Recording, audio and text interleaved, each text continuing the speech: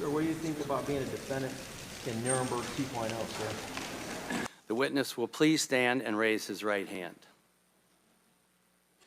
Do you solemnly swear or affirm that the testimony that you are about to give is the truth?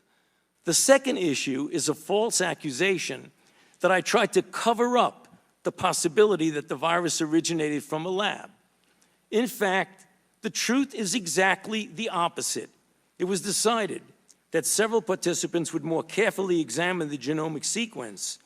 After this further examination, several who at first were concerned about lab manipulation became convinced that the virus was not deliberately manipulated. They concluded that the most likely scenario was a spillover from an animal reservoir, although they still kept an open mind. They appropriately published their opinion in the peer-reviewed literature.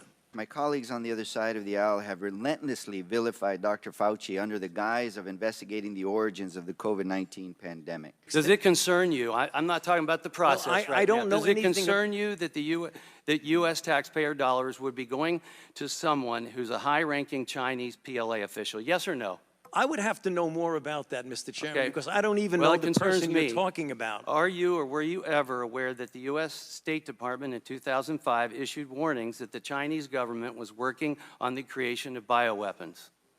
I was not aware of that. Thank you. Did you ever discuss the Chinese bioweapons program with anyone in the intelligence community?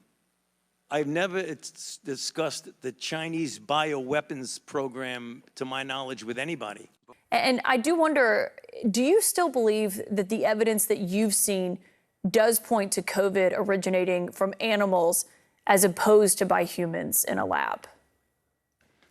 You know, Caitlin, as I said at the hearing and then the transcribed interview, you have to keep an open mind since there is no definitive proof one way or the other. It's one or the other. When I look at the scientific evidence, I don't see any evidence that's concrete at all that it's a lab leak, even though a lot of people talk about it. I still think it's a possibility, but I haven't seen any evidence where there is reasonably good evidence, not definitive, that is suggestive, strongly suggestive, that it came from a natural reservoir of an animal jumping into humans. Having said that, I repeat, I still keep an open mind because the definitive proof is not there. But in my mind, it weighs more heavily of one than the other.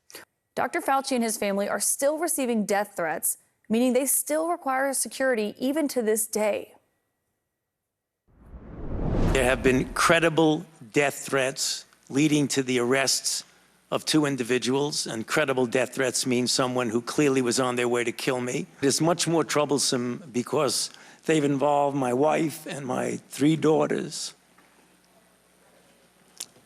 At these moments, how do you feel? Terrible.